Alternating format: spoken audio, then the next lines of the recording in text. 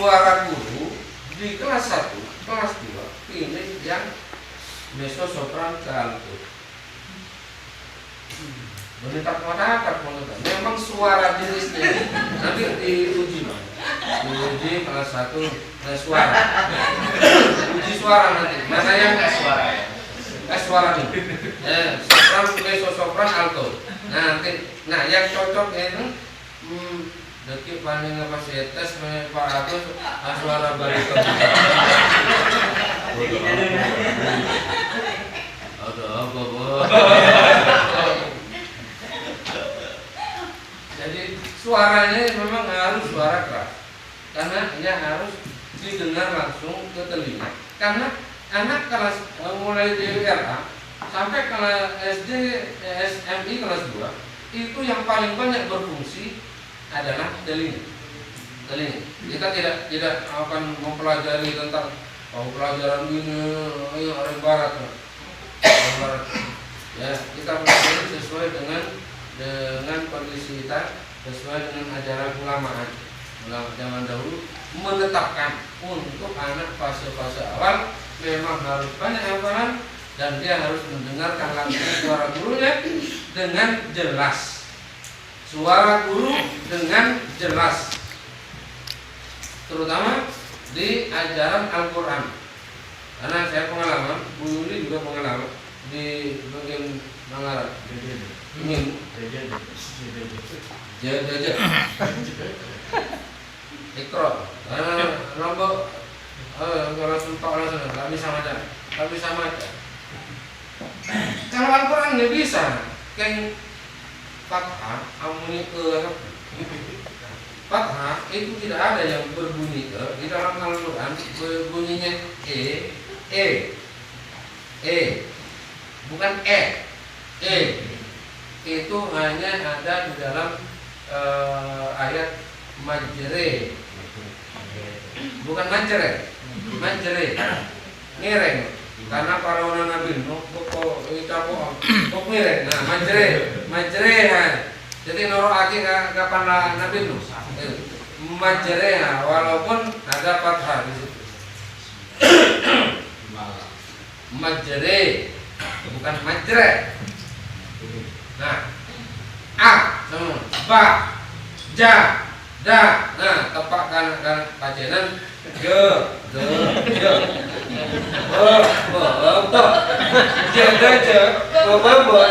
kakarang lah.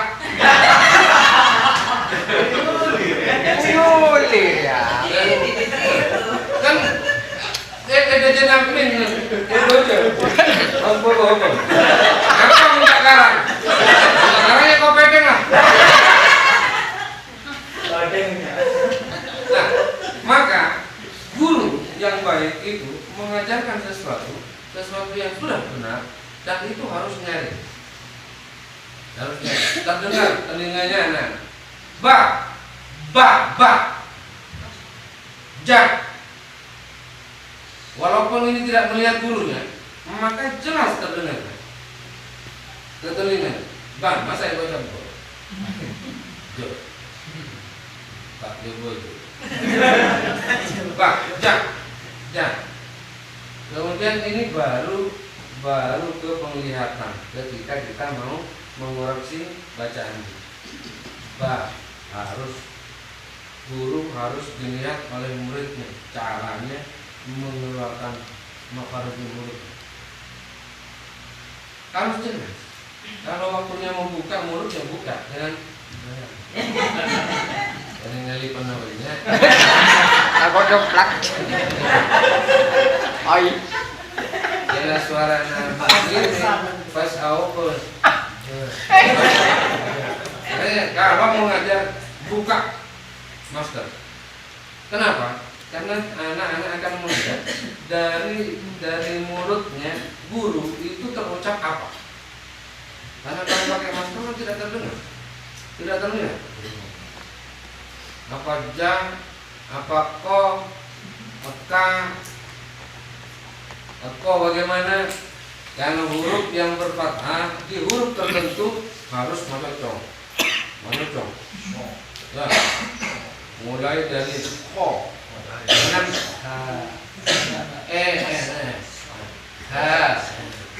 apapun macam tu. Do, ro,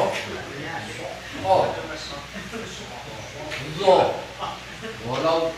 Walau do benar dari boleh tarik kami ini dah, benar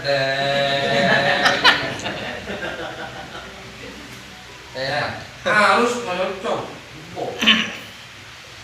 Walaupun huruf ini mendapat kasrah, tetap mencocok.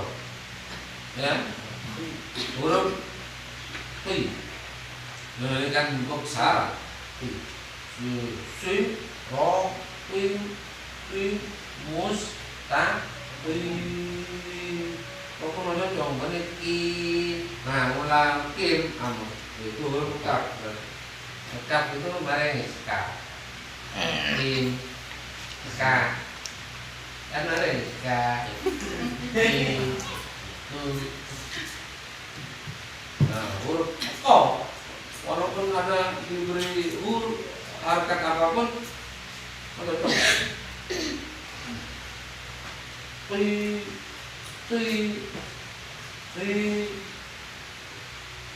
Ya harus begitu mencontohkan kepada murid. Makanya suara kemudian dari mim pantomim harus jelas terlihat baru nanti ke perasaan.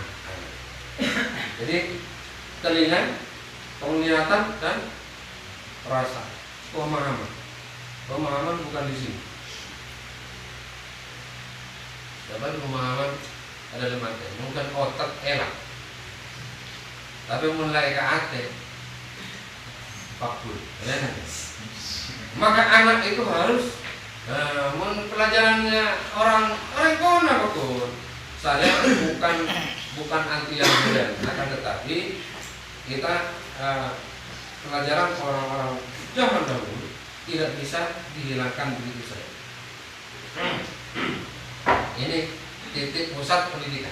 Titik pusat pendidikan di 3 tempat, ya. Maka gunakan titik pusat ini untuk agar anak bisa memahami. Mulai dari suara yang jelas, pengucapan yang jelas, penglihatan yang jelas, kemudian perasaan yang jelas. Sudah terpahami. Hafalan bukan harus dihilangkan. Kalau di zaman sekarang hafalan hilangkan saja, dan muntah ada yang lambat saya hafal loh. Urutannya sholat, nala arba tinggi, Allahu Akbar langsung ngecek. Tanya lagi, tidak saya. Kan ini yang harus dipahami. Kemudian pelajaran orang-orang dahulu itu kan mulai dari paksa di 3 sat. Paksa, bisa, biasa, terasa.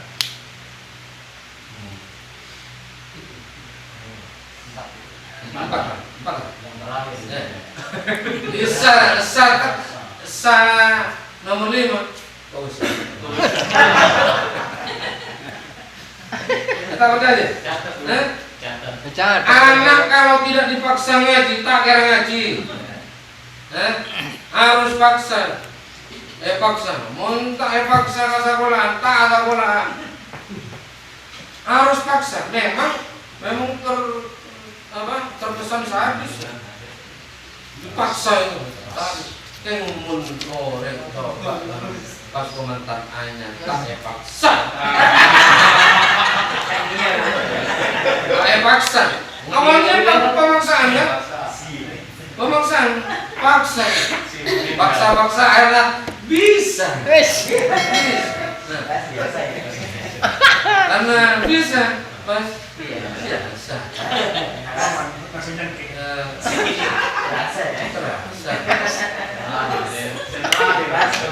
Ya terakhir. Oh besar. Jangan bikin menafsirkan itu gimana. Nah, ini kan ada kesan. Lambok apa minta paksa bilang tua orang sampai pecot. Tak ngaji. Tak bisa ngaji mereka. Pas jadi lambok, jangan lambok, jangan dipaksa anak. Wah, tolong terkering PKI. Karena ini pendidikan zaman dahulu itu berhasil, harus dipaksa. Ambil kesadaran nih, kapan? Coba paksanakan. Iya dengan orang. Bukan orang luar, tadi saya bisa ngaji. Harus paksa. Dari paksa anak bisa. Apapun, belajar sepeda motor, belajar sepeda, paksakan. Jatuh bangun jatuh paksa. Akhirnya bisa, akhirnya terbiasa, akhirnya terasa. Jadi ini yang kita ngambil kuncinya di pendidikannya orang-orang terdahulu, pendidikan orang-orang terdahulu.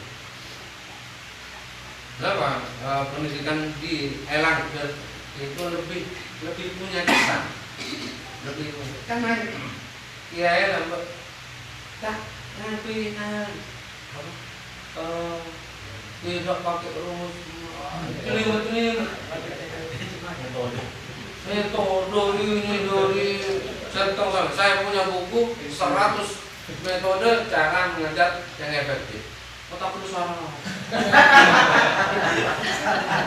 Nampak kiai ngajari dengan apalagi. Nah, apalagi, kapan harus mengaparkan? Kitab ilmu tauhid itu beberapa juz. Ilmu tauhid itu berapa juz? Cuma dikemas oleh para alim, para ulama dalam bentuk lagu. Kalau sampai pernah dengar saya ketahui 50 akidah yang harus dihafalkan. Ya, itu kitab Sampuna. Berjilid-jilid, ajar berapa tahun? Tak mendeng umurnya. Ya, oleh ulama-ulama kemudian dikemas dalam bentuk lagu. Dalam bentuk lagu, lagu kan seneng, langu. Tauna anyak sobung pangeran angin Allah. Naratoni alam sadaja dat situng sifat benhafal Auna anyan Nabi Muhammad utusan Allah Keturunan Al-Quran hadis. Nah, sampai ke mengikuti tambah pemohon keturunan hadis. Iya mu ya jadi ini jadi guru tak kena copok arwar murpa Makun sudah apa? Apalan saya ngilang ke roh wujud itu. Benar apa lagi coba? Wujud kita mbak. Ger. Iya. Oh nah apa nih pak? Wujud kita mbak. Mohon apa tuh bawa sih? Ada anak kan tak ngerti ada apa? Paling wujud artinya ada. Hitam artinya. Coba apa lagi? Anu apa tamu? Wujud kita mbak. Mohon apa tuh bawa sih? Sikiamu. Sampai kan awalnya sampai kan alam dunia ampun akhir itu lambut ngilang muntah apa ya saja punya saja gol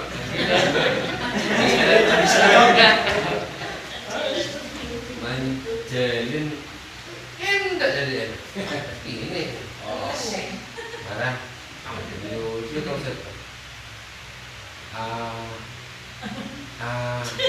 apa? Kadang-kadang ya, tapi itu kan seakan-akan apa lagi? Bodoh saya tepak, bodoh saya lopot, mau dapat. Ibn seni bawahyu, Mikail muakal sehat atum arsepadami rosadanya. Baca kenik sobun jejak, Alaan harun Balik Israel apakah roket atep roket atep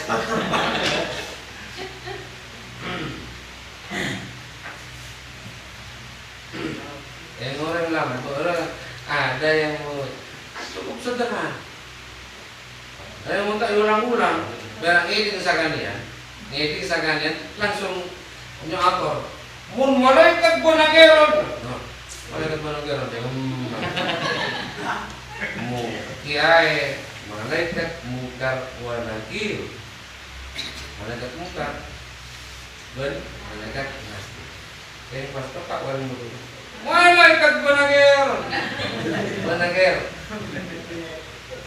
dari Madura saya bawa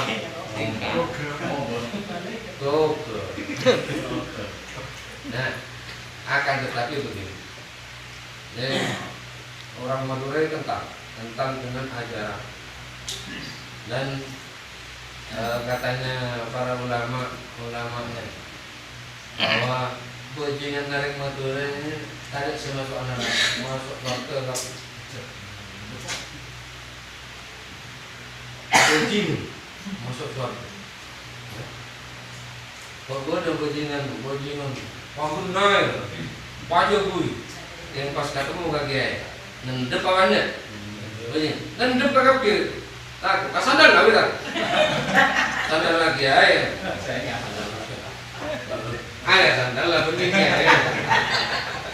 ada bajingan raja ini orang bajingan apa sobat apa boleh ustaz maka tanggung jawab kita sebagai ustaz ini kan udah jangan berpikir tentang neraka berpikir tentang surga nah pokoknya tunggu ini suatu paling betul di atas sasaran atau yang paling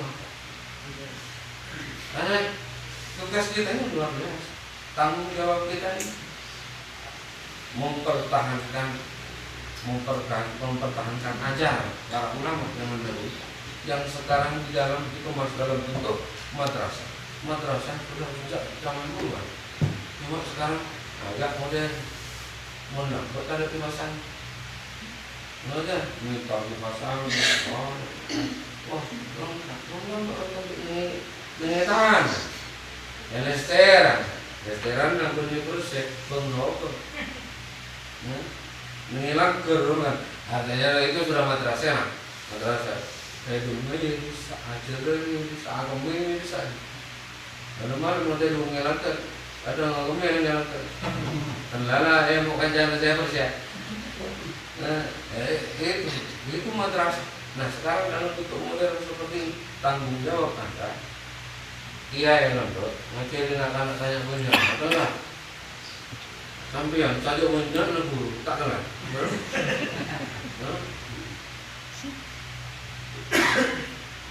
Ini kan perbedaan guru zaman dahulu. Guru saya punya anak santri, pas guru lewat dengan tapi saya main apa lu? Ya lewat guru ngelajar, aku ngelewat. Ada guru ngelak. Dari pandangan mata, aku ngelek. Guru masa luar biasa. Ada yang benar guru lah tuh ngelek. Ada guru udah benar ada mata. Dadah. Ada mana? Kata ada kensakan ya guru. Nah ini sudah mulai menipis kepercayaan keyakinan terhadap guru sudah mulai sempurnakan atau kan jemur rantang tamboy lagi bukan aja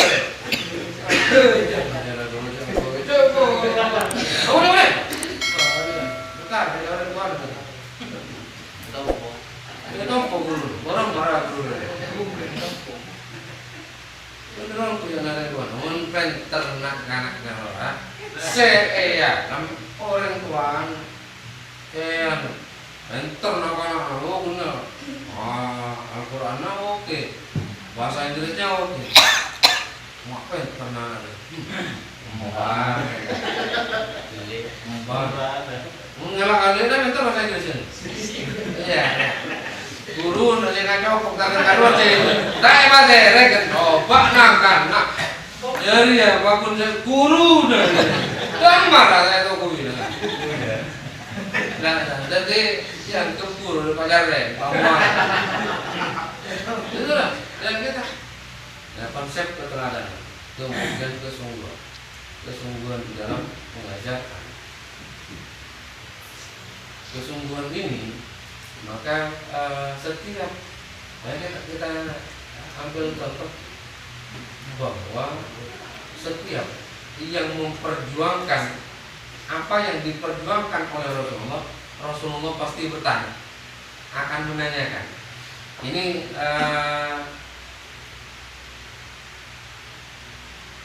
saya cerita sedikit. Di Hadramut itu ada namanya kota Tarim. Kota Tarim itu hanya seberapa luasnya mungkin hanya kecamatan Panji. Tetapi ada yang mengatakan di kota Tarim itu tidak ada satupun yang bukan wali, semuanya waliullah. Ya, tempat berkumpulnya para ulama, para wali Allah setiap hari Jumat. Setiap hari Jumat berarti kumpul, baik yang masih hidup ataupun yang sudah meninggal. Dan di situ pasti ada rapat yang dipimpin oleh seorang wali, namanya wali kutub. Di situ Rasulullah pasti hadir. Menanyakan, minta laporan dari ini, semuanya. Bagaimana perkembangan madrasah? Dan kamu mungkin pondoknya gimana? Semuanya.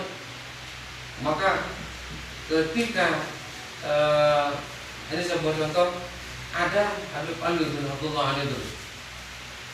Habib Alwi bin Abdullah Al-Idrus mau mengarang semusar kitab dari salah seorang ulama, Syekh Abdul Rahman. Syekh Abdul Rahman ini pernah mensyarah kitabnya Imam Syafi'i. Jadi yang mau disyarah karena kitabnya Syekh Abdul Rahman ini banyak yang mengkritik, maka Habib Alwi ingin bahwa kitab itu tidak lagi dikritik dengan beberapa persoalan. Pengarang penjelasan mukhtasar kitabnya Syekh Abdul Rahman dari kitabnya Imam Syafi'i.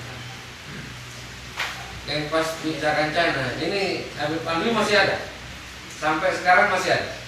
Habib Alwi bin Abdullah Al-Idrus itu sering ke Senegal karena turun Ratami. Saya pernah berfoto berdua bersama beliau.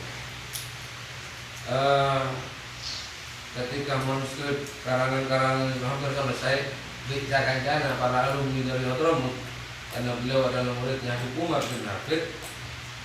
Ya kita Cina apa Abanwi ngarang-ngarang kitab maknya deh kitab Pak Imam Syafi'i, syarah kitabnya Imam Syafi'i. Kalau orang punya dengar tahu saya beli nah mana tak pakai mau bingung dia nasi sabtu di palang tambahin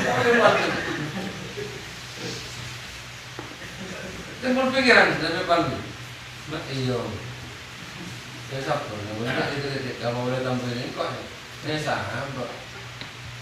Ketika beliau berada di Mekah dalam melaksanakan umrah, terkalat tak muakal.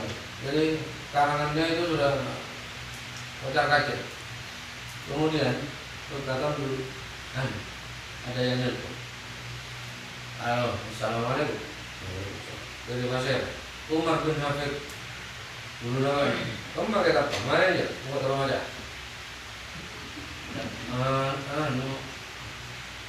Anu apa? Kemarin kan? Karena gurunya Telepon. Manusia pukul kan. Aku ada telepon tuh. Dari pasir. Syekh Abdul Rahman. Mana? Kitab.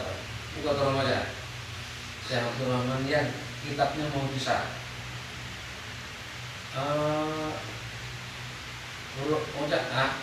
Mau ada telepon baru. Ada belum? Masih ada. Muhammad bin Idris Asy-Syafi'i. Mana kitab? Buka tolong aja. Jom. Kamu bingung? Di mana? Mau ada telepon baru. Dari mana? YouTube kakekmu Muhammad Rasulullah. Kita mari kita terang aja. Itu maksudnya maka kapi nelpon dia pulang dia nggak turun sampai tengah jalan ketemu kadang seorang ulama. Alwi mak tak ke Gusti Rasul saya pun buat nabi mata apa saya pamar ya apa ini tak nyatol tak beremah tidak memberitahukan dia mau pulang ketemu dengan orang jadi tahu cek Habib Andri bilang telepon Gusti Rasul mana pulang ke daerah Masilah tempatnya Habib Salim Masyakir ulama besar di Hadramut mengaturkan kitab itu. Ya Habib, karena yang ngarang kitab itu ini mohon dikoreksi. Oh iya, bukan. Habib, mimpi nama saya telepon mulai dari Habib Umar sampai ke Gusti Rasul. Apa kau masuk ini pengantar? Ada tak masuk? Beliau tak mator pengalaman, tapi Habib Salim Masyadri sudah menyatakan pengalamanmu ketika kamu ditelepon oleh gurumu, kemudian Habib Abdul Rahman, kemudian Imam Asy'ari sampai ke Rasulullah, maka itu tulis sebagai pengalaman di pengantar. Jadi Habib Salim artinya ketika seseorang memperjuangkan apa yang diperjuangkan oleh Rasul lewat para ulama, maka Rasulullah akan mengoreksi, akan mempertanyakan, termasuk kita ini yang kita perjuangkan apa? Kalau bukan perjuangan Rasul di madrasah, ini kan madrasah tidak ya. Majority bab Islam yang diperjuangkan oleh Rasulullah, pasti Rasulullah akan mempertanyakan. Dan daftar nama kita sebagai guru itu ada di dalam catatannya Rasulullah. Karena sudah daftarnya dipegang oleh Rasulullah, masuk neraka. Ada urusan gimana?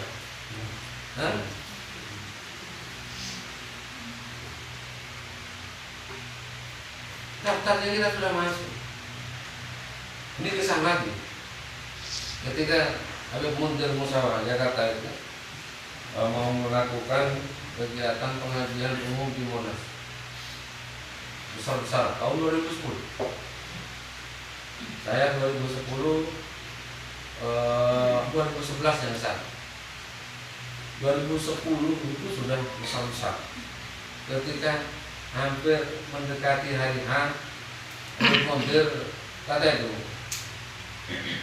datangnya Gusti Rasul, Munzir, panitianya siapa? Ya Rasulullah, mana panitia inti, ini sekarang. Orang tuanya siapa? Mau tahu nih. Terus petugas parkir siapa? Utang lagi kok dulu. Yang mana sah? Orang ini kan? Gak tahu ya Munzir kayak sanggunya. Kok lebih tahu? Sapaan sekretaris panitia, termasuk orang tua. Apa? Lalu kemudian melihat di belakang Rasulullah sudah ikut orang tuanya mereka yang sudah dibarsa antara anak-anak. Panitia itu mereka juga mendukung terhadap kegiatan kami. Benar kok tahu? Tongset tongannya, saya pegang hadir, saya pengajian awal.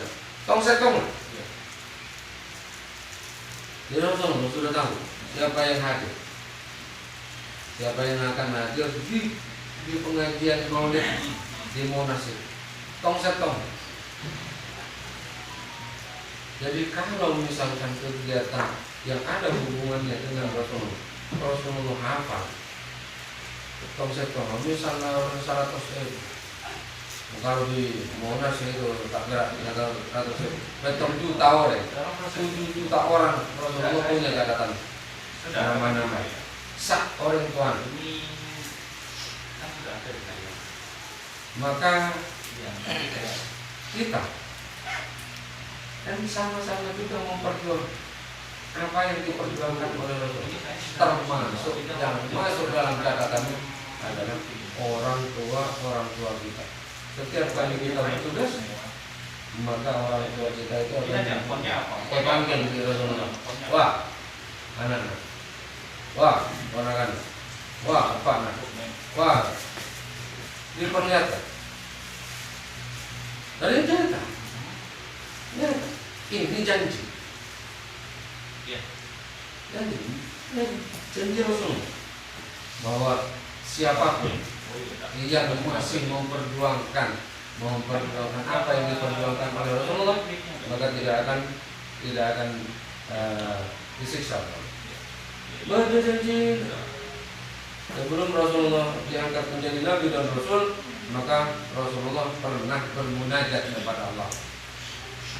Munajatnya Rasulullah kepada Allah Ta'ala yang sering kita baca saya tahlilan, yakni Rabbana la tu'akhidna in nasina aw akhtana.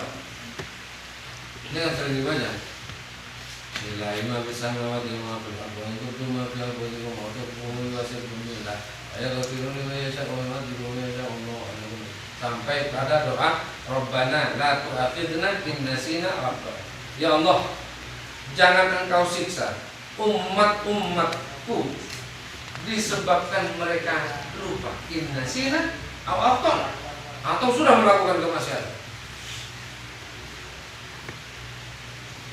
Maka Allah menjawab iya. Jaminan dari Allah. Siapapun yang memperjuangkan apa yang diperjuangkan Rasulullah, kalaupun karena lupa, tak ngajar misalnya, atau sudah melakukan kemaksiatan, kesalahan, tak akan disiksa, pasti diampuni. Meleceh berarti ayat ini harus dihapus. Ini ayat Al-Quran, surat Al-Baqarah, ayat terakhir. Surat Al-Baqarah kan? Ya. Rabbana la tu'akhidna in nasina aw akhtana. Jadi munajat ke Gusti Rasul Allah Ta'ala untuk umatnya, disebabkan karena mereka lupa atau sudah melakukan kemaksiatan, asal pun sudah melakukan dosa. Maka Allah Ta'ala nah catatan kita sudah ada di catatan Rasulullah bahwa kita benar-benar adalah guru pada madrasah akidah yang mengajarkan tentang Islam, tentang ilmu, tentang ini. Maka masuk ada di dalam Jumawi,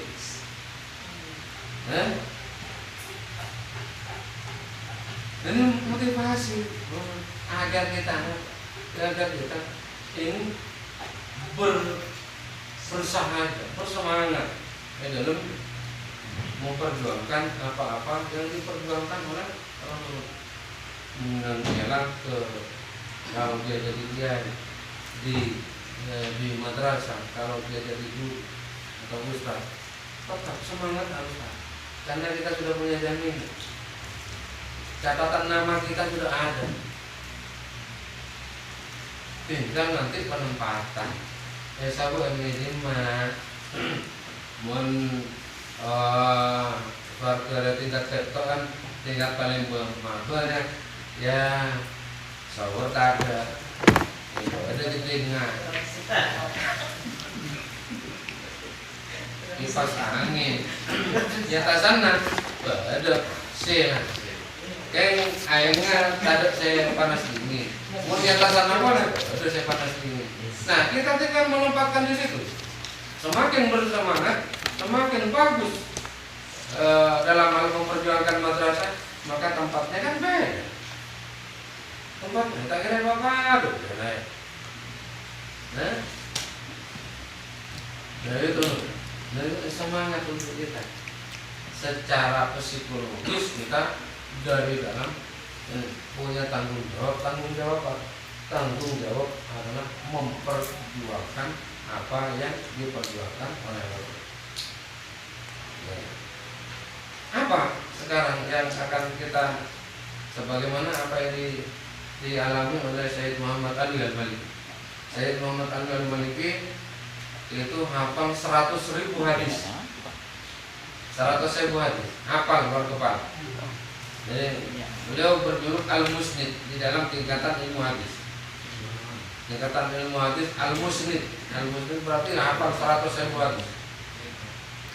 100.000 hadis. Beliau mempunyai kekeramatan, mampu menyaksikan bertemu dengan Rasulullah dalam keadaan terjaga. Bukan mimpi, tapi dalam keadaan terjaga. Ketika beliau bersama santrinya ziarah ke Madinah, ditemui langsung oleh Rasulullah. Nah di belakang Rasulullah beliau menyaksikan ada orang yang berpakaian imamah. Kemudian Sayyid Muhammad Ali Al-Maliki bertanya, "Manhum ya Rasul? Siapakah mereka itu?" Ahlul Yaman. Mereka itu penduduk Yaman. Mereka mencintaiku dan aku mencintai mereka. Kemudian di sebelah kirinya Rasulullah, di belakang Rasulullah melihat kaum santri yang sarongan. Yang mana sarongan santri ulama, sarong, baju koko, baju sarongkoan, koko nama desa mereng, baju desa tepak, baju desa haji, baju desa ya santri. Kemudian Sayyid Muhammad bertanya, "Ya Rasulullah, mampu siapa mereka?" Ahlul Indonesia. Mereka penduduk Indonesia. Penduduk Indonesia. Amanuti walam yarau. Mereka beriman kepadaku. Mereka cinta terhadap diri.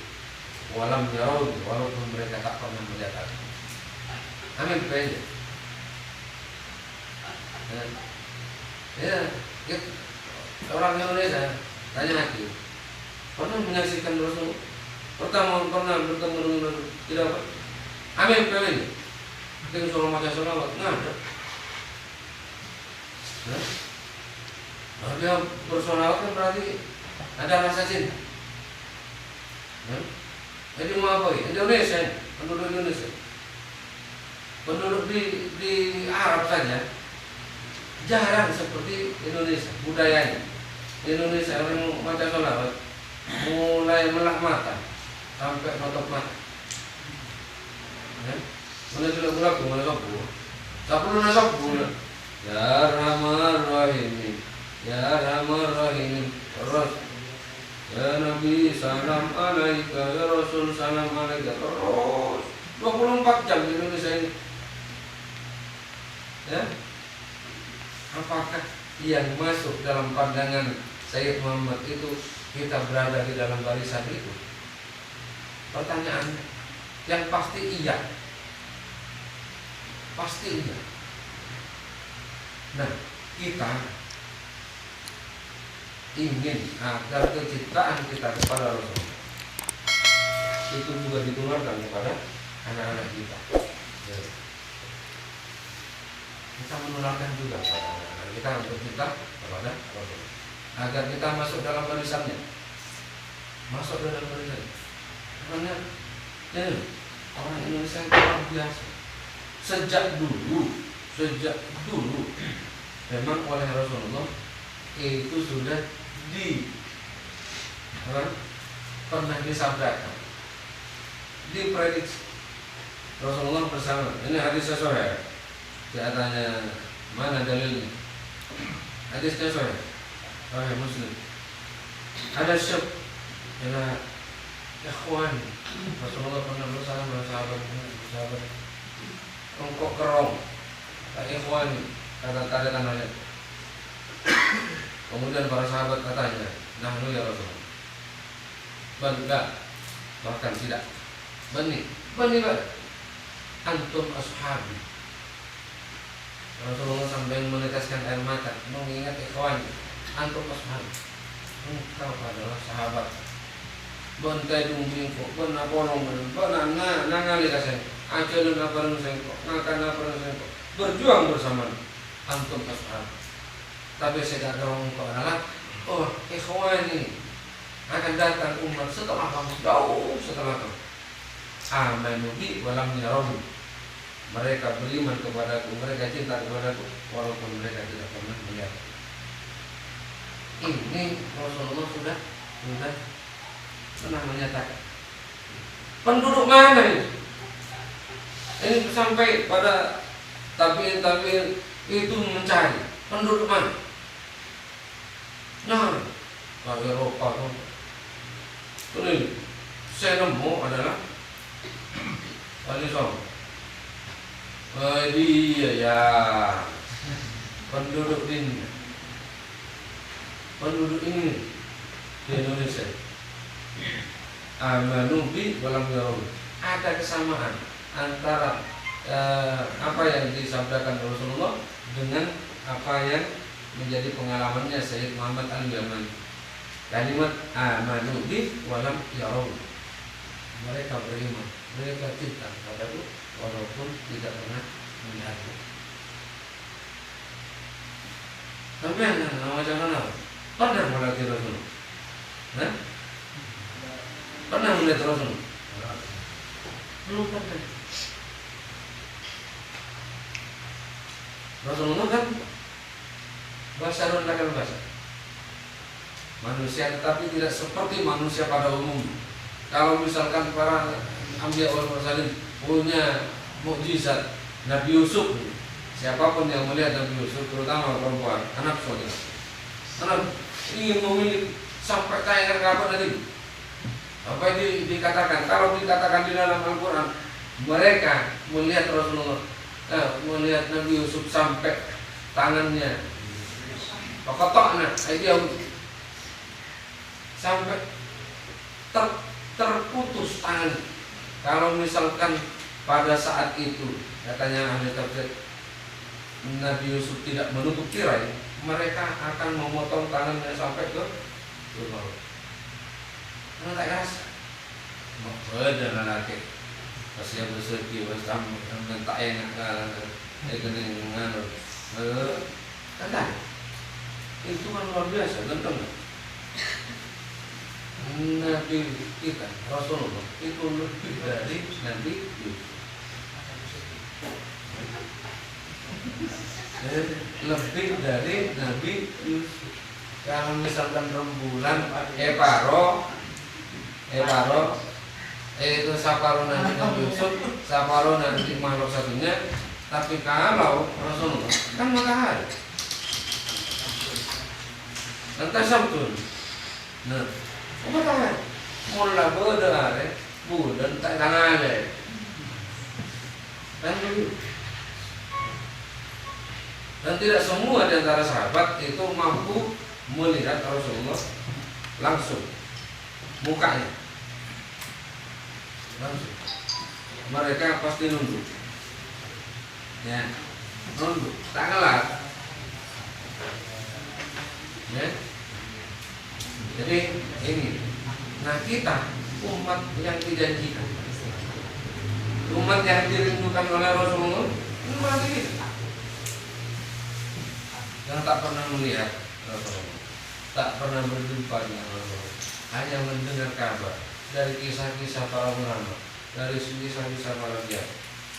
Nah, hal yang ini harus kita tularkan juga kepada anak kita supaya mereka juga mencintai Rasulullah. Tasampung terus, tasampung.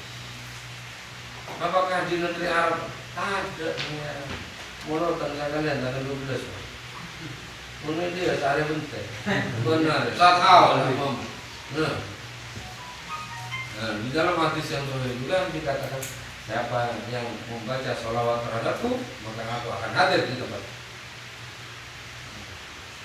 Ini sahih hadis hadir, Rasulullah hadir. Nah kalau pernah ya sholawat kan penting. Apa pernah di Indonesia? Pun di negara Arab kan nggak? Mudah-mudahan kita menjadi teladan untuk anak-anak bisa mentransfer ilmu kepada anak-anak. Dari hal yang saya jelaskan tadi bahwa kita tetap pada ajaran ulama-ulama terdahulu dengan cara modern. Ya cara modern tergantung mana. Karena ada pepatah yang Arab mengatakan al-madah muhimun. Walakin at-taraqi ahamu minal madah.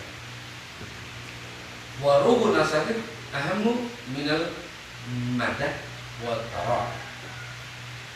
Al-madah pokok bahasan, pelajaran apapun itu penting. Pelajaran bahasa Indonesia, PPKN, matematika penting. Walakin at-taraqi ahamu minal madah. Akan tetapi metode itu lebih penting daripada inti belajar. Metode bodoh belajar bahasa Indonesia yang tak tahu cara mengajar. Ada berem, ada baca belajar. Buka halaman sekian. Kadang-kadang katanya kamu retak. Kata pelajaran apa? Barang korea malam ada aja. Ini kok ngajaran berempat pelajaran apa? Katanya kamu ada pelajaran apa dong? Iya. Pas ngajar mun kamu tak pelajaran kita apa? Iki Pak. Apa ya? Apa kita tanya kamu malam mau berarti tapi nyamana guru tak kekurangan tengah kelas masuk assalamualaikum benar tahu apa saya jadikan ini kok saja langsung bertanya lagi seperti itu murid kan dengan tahu ini Pak jadi ya yang mana tak siap kalau mau tak hadir kan yang mau tak kajar masuk aku dia ntar kan sampai ada kopi minum kopi minum kopi di rombongan masuk pada dalam kelas tahu lah apa saya ajarkan kok ada oleh Pak mau ngajar ya nyaman ini kok tak mau ngajar mana tahu apa kan luar leon yang kami lah nah kemarin masuk pola dalam kelas nah katanya kan tahu apa saya ajar bilang Pak pengalaman saya dulu seperti latihan kadang-kadang mikir sabagian muda oning Pak sabagian tak oning Pak katanya saya tak oning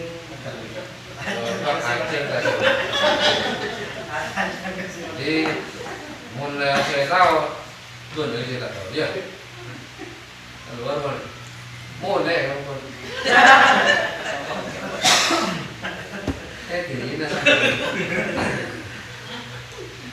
ini napa nang kan murid takut tak usah rokok lah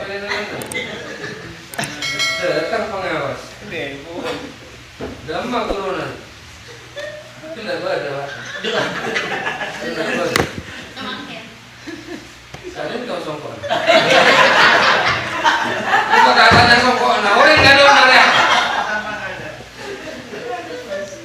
Sabit. Yang mana guru? Guru pada nada lo. Tak ada sedang kekurangan caret kan. Bapak ini lagi. Tanah kata dono. Orang kalau banyak. Saya bisa cowati. Dia masih pada jadi. Asli dah orang mau. Nah, guru seperti itu. Jadi, teaching is art. Mengajar itu adalah sebuah karya seni. Kalau tidak punya daya seni, dia pasti akan kesulitan di dalam mengajar. Nah, tak bisa dengan cara ini harus otorik harus mengenal metode itu lebih penting daripada materi pelajaran. Oke, sekarang akan tetapi Arrobun asakir ilmu minal mada utara. Kesungguhan guru itu lebih penting daripada materi pelajaran dan metode. Oke, materi pelajaran sudah ada. Ekonomi gimana?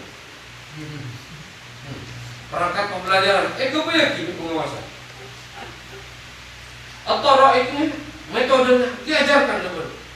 Yang guru tak anti tidak begini tadi kayak gini nasol ngajar ya kok honor 200 tidak punya himmat, tidak punya greget untuk taruhnya taruh jihadnya, taruh kesungguhannya. Guru itu yang lebih penting daripada metode sudah. Murid kalau aku punya materi pembelajaran IPAS kan, IPA orang ilmu sosial, IPAS, materi ruang tadi kupas, belum pas-pasan, semacam. Oleh pemerintah mengeluarkan banyak dana untuk pengaman, metode pak, sosialisasi, sekian. Yang pas guru dan di motivasi dan di, ya tak ada. Bagaimana cara menumbuhkan motivasi? Guru lampu yang menjadi nabon. Ya, karena guru ngaji. Guru ngaji berjalan 1 tahun nakanya. Nanti dia para puasaan. Oh tak apa, para takbiran. Guru datang petra. Panitia boleh ya, kiai boleh. Haruah. Lalu bilang diberi. Oleh lagi kiai maksudnya kalau masak, mari takbiran, salamatan kiai ini kiai. Nah, aja mau opus di negara tanpa pun saya luar. Tetapi karena guru punya semangat yang luar biasa, jadi santri-santri kan banyak saya bisa naik. Islam tersebar dengan cara seperti itu, dengan sederhana. Maka tumbuhkanlah semangat. Semangat beremah supaya bisa. Ini bisa karena materi, semangat itu karena materi, ya. Gaji Pak Uge, honorer Pak Honor Pak Uge, ya semangat, tambah semangat. Mulai nama, cetot, Tandi ora. Ibu oleh 200 orang mereka lampi. Madrasah berkata. Ada urusan ada berapa? Sarung polo, 200 barang karya 100 sapolo. Kompos. Jadi bagaimana bisa menumbuhkan semangat? Saya dulu di waktu di MIN Mojosari 1 tahun seragam ganti 2 kali, ya Pak? 2 kali. seragam guru, seragam siswa pas Raja Narak. Bukan 1 tahun. Minta HP, oke, tak bawa. Nah, ya. Di zaman HP apa Ericsson, Nokia, apa K7 apa? K7 Sony, K7i. Oh, gimana langsung ke biasa mana? Biasa mana? Yang bodoh bukan dari benar. Kamu sudah kemana? Oh iya, udah ngurusin halo.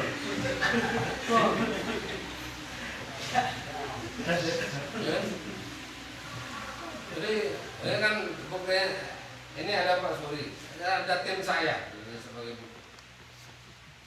kalau mengadakan kegiatan